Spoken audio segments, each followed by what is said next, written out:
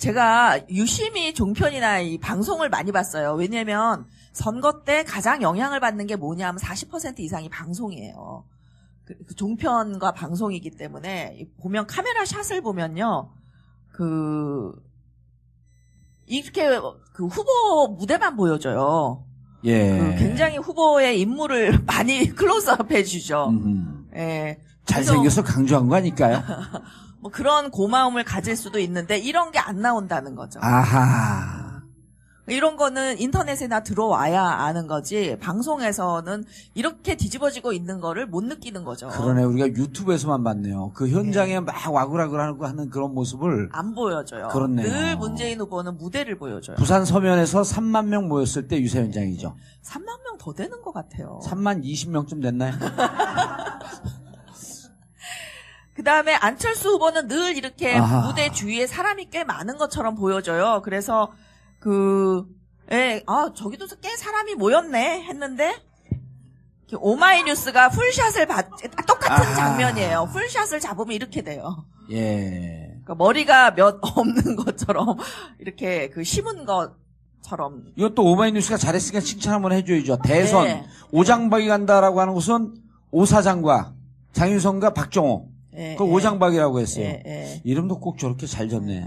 그러니까 이런 언론이 예. 그러니까 오마이뉴스는 이제 뭐 문재인 후보에게 좀 불리하고 나쁜 기사도 쓰지만 그거는 이제 시민 기자들이 또 쓰기 때문에 어쩔 수가 없어요. 쓰지만 그래도 오마이뉴스는 이렇게 풀샷을 보여줌으로써 진실을 전한다라는 점에서 잘하고 있고요. 그래서 요게 이제 요거 제가 하나만 했지만 민원연하고 여기에서 계속 나오고 있어요. 그래서 여러분들이 보시면 갭이 조금 줄어들었어요. 왜 그러냐면은 이제 언론들도 눈치를 챘어요. 이거 대세가 굳어졌다는 걸. 그래서 방송도 이런 풀샷을 조금씩 보여주기 시작했어요. 그래서 조금 언론이 공정해지기 시작했다라는 거고 이게 네이버 메인 페이지 첫 번째 뉴스박스 노출 시간을 비교한 겁니다. 이게 민원연에서 나온 건데요. 예. 해도 너무하죠. 예. 정당별 네이버 메인 페이지 첫 번째 뉴스박스 노출 시간 비교. 홍준표 홍반장 아저씨 15시간, 안철수 10시간, 그리고 유승민 13시간. 문재인 후보는 왜 이걸 써놨을까요? 2시간. 예. 근데요. 교수님, 이런 거는 또 저처럼 예리한 사람이 분석을 해야죠. 예. 이게 총, 40시간이거든요. 이게 다 합하면. 42니까요. 5%예요. 40시간이면. 그렇죠? 문재인 후보 2시간이니까 5% 아니에요. 5% 노출된 거 40시간 중에 맞죠? 자, 안철수는 얼마입니까? 25%예요. 이렇게 봐야지 더 극명하죠. 시간을 보면 그래서 전체 후보들 노출되는 시간 대비 1위 후보니까요. 40%쯤 안 되더라도 정당하게 25% 즉 10시간 노출을 시켜야 되는 거죠. 교수님 예리하죠. 예. 천재라니까요. 같이 해보니까. 예, 감사합니다. 투표권이 없습니다. 참. 그래서 이제 왜 그러냐를 쓰기 위해서 팟캐도 했고 이제 예. 이 책도 내게 됐는데. 그렇죠. 이제 본론으로 왔습니다. 예. 왜 그러냐 다른 건 보실 필요 없고요.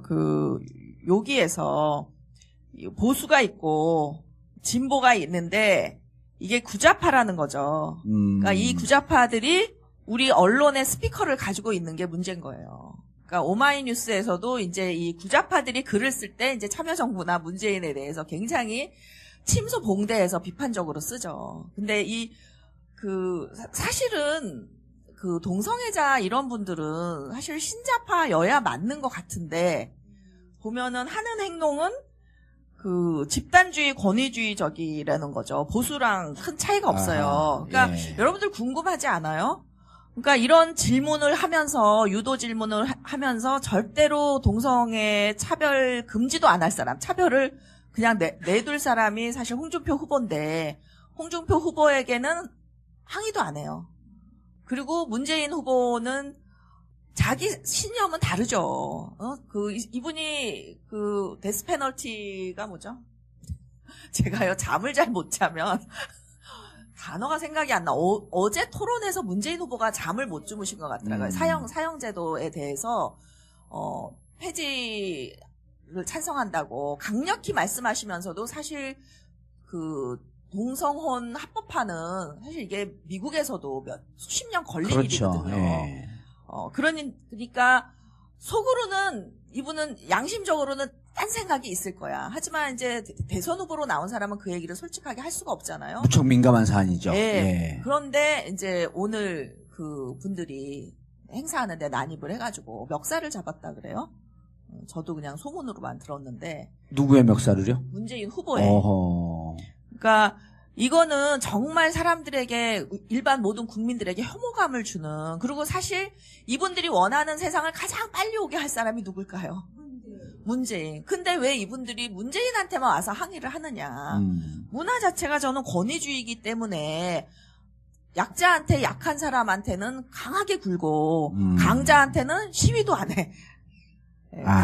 그게 이제 네. 그래서 구자파와 그 노무현 대통령을 중심으로 하는 이 신자파들의 문화적 갈등이 그들은 누구냐 하면은 이 사람들은 이미 제3세대예요. 그러니까 2세대 20세기가 아니라 제3세대는 이미 21세기를 연 그런 나라에서 가지고 있는 문화, 개인주의, 예. 탈물질주의. 예, 신자파가 주로 이제 문재인 지지자이니까. 예, 유럽의 시대를 보면 68년서부터 현재까지. 예, 그러니까 68혁명이 이제 그 68년에 일어났는데 결국 68혁명의 결과 프랑스에서도 이 대학 입시제도 이런 거 다 없어지면서 파리 1대학, 2대학, 3대학 이렇게 나가게 된 게 바로 68혁명의 결과거든요. 그러니까 이제 그 노무현을 좋아하고 문재인을 지지하는 사람들의 문화 자체는 이제 신자파다 했더니 항의가 좀 있었어요. 예. 뭐냐면 좌파랑 신자파가 공통점이 사실 별로 없어요.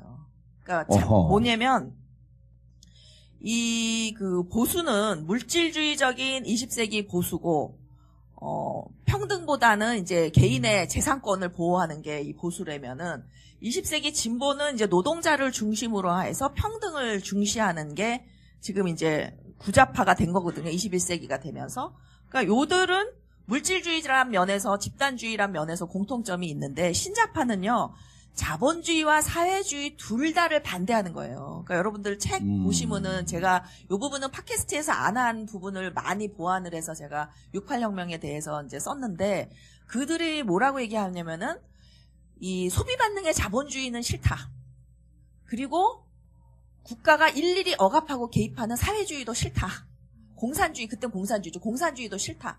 그래서 둘 다를 거부하면서 우리는 자유롭게 연대하는 공동체주의를 꿈꾼다. 그러니까 사실은 이제 반발하는 신자파가 구자파랑 뭔가 공통점이 있는 것 같은 느낌을 줘서 싫다는 거예요. 근데 그 말이 맞아요. 그러니까 서구에서 이제 둘 다 진보니까 하나는 올드 레프트, 하나는 뉴 레프트 이렇게 불렀지만 사실은 뉴 레프트는 올드 라이트, 올드 레프트가 다 싫다 그래서 재산의 방법으로 생긴 거거든요. 그래서 이 구자파, 신자파라는 것은 뭔가 좌파랑 연결된 것 같아서 기분이 나쁘다. 그래서 제가 이 책에는 참여민주파라고 했어요. 참여민주파, 신자파를. 왜냐면은 예. 68혁명의 정신이 참여민주주의고 일상 속에서의 민주주의거든요. 일상 속에서의 평등, 신분이나 지위에 따른 이 갑질이 아니라 평등한 사회, 인권이 보장되는 사회. 그래서 이 민주주의가 핵심이지만 이때 민주주의는 독재냐 반독재냐 할 때의 민주주의가 아니라 21세기 민주주의는 일상 속에서의 민주주의. 그러니까 우리 의원님도 이제 좋아하는 이유가 굉장히 격의가 없잖아요. 무게도 없고. 철이 없어요. 철이 없어요. 아이언도 부족하시고.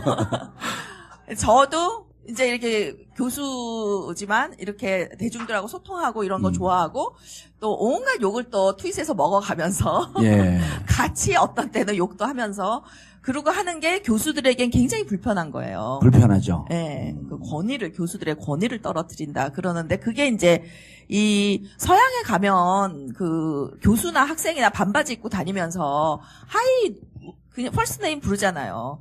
그러니까 그게 사실은 이런 68혁명을 거치고 일어난 거지 하루아침에 된 건 아닌데 우리는 혁명적으로 안 하고 평화적으로 하다 보니까 아하. 오래 걸려. 아하.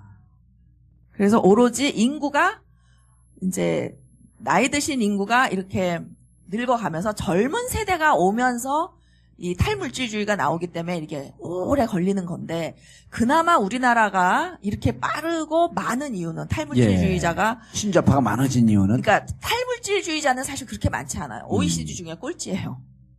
그거 왜 그러냐면은 탈물질주의자가 많아야 이제 이 참여민주파가 나오는 건데 우리는 탈물질주의자도 아닌데 참여민주파가 많아. 왜 그러냐?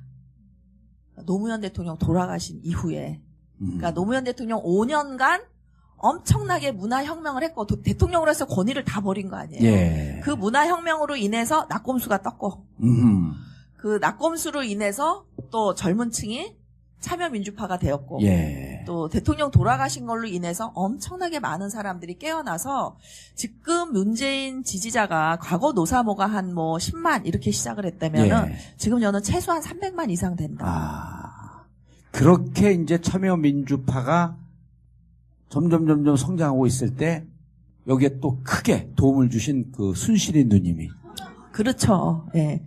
촛불을 들어라. 예. 완전히 그 박근혜 대통령이 박정희 신화를 무너뜨리면서 완전히 뻥 뚫린 거죠. 이 보수층이. 그래서 이번 대선이 그나마 좀 쉬웠지. 예. 그렇지 않으면은 아직도 이 구도가 보수 우위 구도지 이렇게 진보가 널널하게 이렇게 선거할 수 있는 구도는 아니었을 거다. 그러니까 저도 그런 얘기를 하는데 10월 26일인가 29일서부터 우리가 촛불을 들었죠. 그때부터 3월 10일까지 약 한 3개월 동안 가을에 시작해서 겨울을 지내고 다시 봄이 왔을 때 그 4개월 동안 대한민국의 민주주의가 발전한 게 400년 역사 동안 발전한 것과 맞먹는다. 그때 이제 신자파라고 하는 분들이 주류로 그 참여민주파가 주류로 우리 사회에 정착이 되는 시점 아니에요. 그렇죠. 국민들로부터도 지지를 받고 그래서 문재인 캠프를 보면 이 참여민주파들이 맹활약을 하고 있어서 홍보가 굉장히 뛰어나다 이번에. 예. 그래서 이런 게 이제 대표적인 참여민주파의 특징인데 창의성, 그렇죠. 자발성, 그 다음에 즐거움을 추구해. 예. 문화적. 예, 이런 것들이 그 참여민주파의 특징이라고 보면 되는데. 지금 우리 교수님께서 보고 계신 게 이제 문재인 후보 측에서 아주 히트를 친 대히트 상품 문재인 1스트.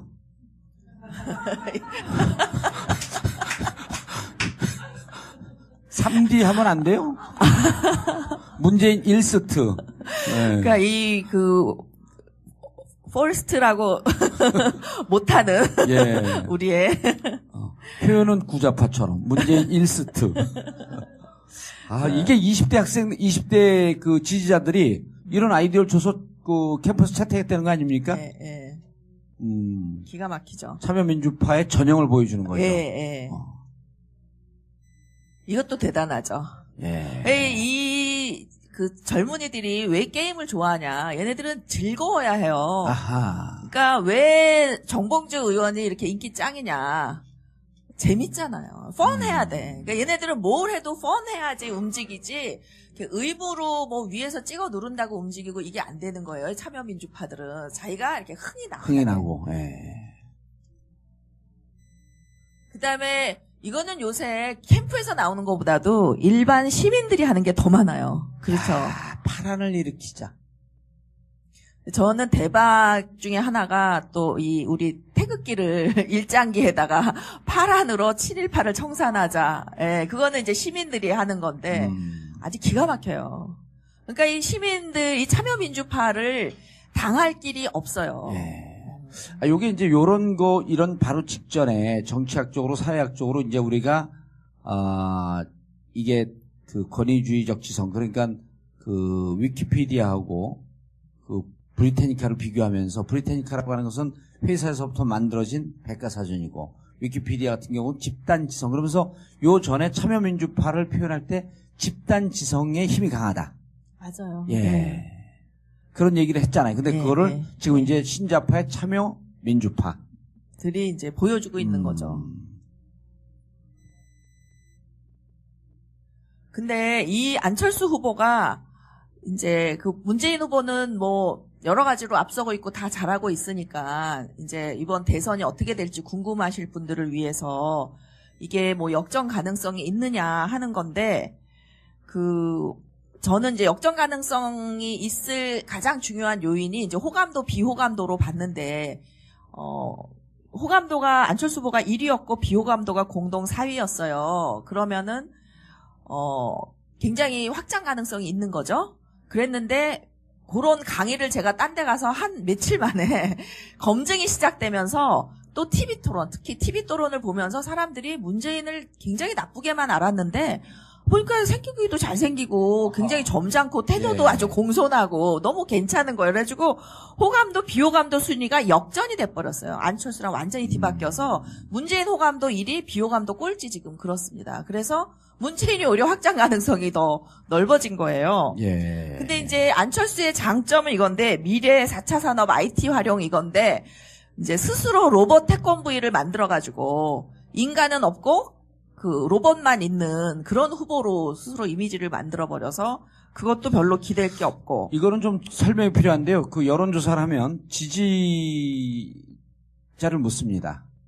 그 다음에 또 뭘 묻냐면요. 그럼 지지율이 예를 들었고 문재인 40, 안철수 30으로 나오면 그분들에게 다시 호감도를 묻습니다.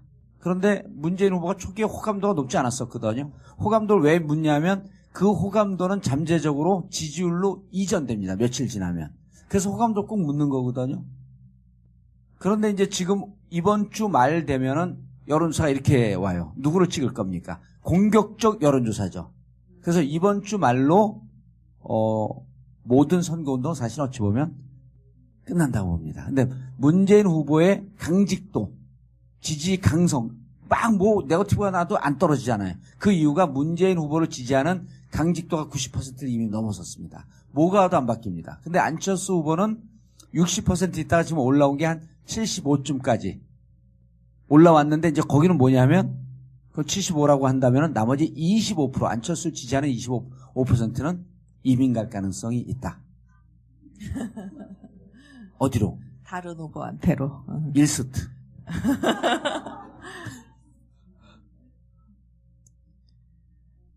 그래서 이번 대선은 뭐 크게 움직일 것 같지 않다. 움직일 변수가 별로 없다. 저는 북풍도 별로 안 먹힐 거다. 왜냐면은 이게 한 번 본 드라마를 똑같이 보면은 재미가 없잖아요. 그래서 늘 드라마는 새로워야 되거든요. 근데 선거 홍보도 마찬가지예요. 한 번 써먹은 NLL은 또 이미 법원에서 거짓이라고 다 판결이 났기 때문에 안 먹힐 거다. 그래서 송민순 씨가 들고 나왔는데 오히려 자기만 지금 이제 사법 처리를 당하게 생겨서 말을 조금씩 바꾸고 있어요, 이 양반이. 그래서 크게 흔들 변수가 없는데 지금 이제 사드를 그냥 또 갑자기 오늘부터 그 배치를 하기 시작하는데 그 의원님 거기 뭐 하실 얘기 있으세요? 그 부분에 대해서. 사드보다도 이제 저는 송민순 씨 그 내용을 다 들여다봤잖아요. 그리고 현장에 있었던 사람들한테 이제 직접 얘기도 들었는데 자세한 건 모르겠고 제가 약간 MB하고 비슷한 측면이 있어요. 해봐서 잘 알거든요. 제가 BBK로 감옥 갔다 와봤잖아요. 2007년도에. 그것에 비추어 보면 송민순 전 장관은 무상급식 오래 받을 것 같습니다. 바이바이. See you forever. 진짜 심각한 겁니다. 저게 선거 때 낙선을 목적으로 허위사실 유포하는 거는요. 무척 심각한 법률 선거법 위반이에요. 저거는 집행유예 사례가 없습니다. 왜냐하면 대법원 판례가 정봉주 BBK 판례가 있기 때문에. 그럼요. 저거를 만약에 집행유예로 내보내면 정권은 바뀌었는데 정봉주가 또 순한 사람 아니에요? 가만히 있겠죠. 우리가 그 박근혜 대통령 탄핵할 때 노무현 대통령 때 경험이 굉장히 도움이 됐잖아요. 근데 역시 송민순 씨를 위해서 우리 정봉주 의원이 감옥을 다녀오신 이 준비가. 예, 제가 현지 답사 갔다 왔습니다. 이제 남은 거는 신삼당 합당 하나 남았는데 저는 그것도 별로 파괴력이 없을 것 같고, 홍준표는 절대로 합당을 할 리가 없을 것 같고, 그래서 크게 뭐 이렇게 흔들린 요인은 아닌 것 같고, 서로, 그리고 안철수도 합당은 못할 거예요. 그러니까 이쪽에서 유승민 후보가 포기하고 지지하거나 아니면 바른정당 일부 의원들이 탈당해서 국민의당을 오지 않는 한, 어려울 것 같은데, 아무튼 그렇게 한다 하더라도 또 문재인은 국민의당 내에 또 진보적 정치인, 예를 들면 천정배, 정동영 같은 사람도 탈당을 할 수밖에 없는 상황으로 갈 거기 때문에 저는 그 신삼당 합당도 별 가능성이 없어 보이고, 한다 하더라도 별로 큰 위기 요인은 아니라고 본다.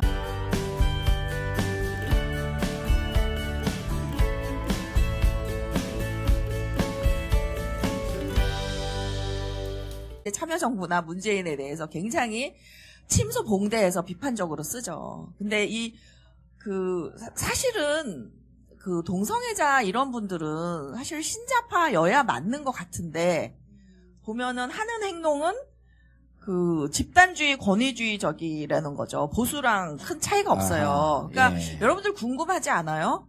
그러니까 이런 질문을 하면서, 유도 질문을 하면서 절대로 동성애 차별 금지도 안 할 사람, 차별을 그냥 내둘 사람이 사실 홍준표 후보인데, 홍준표 후보에게는 항의도 안 해요.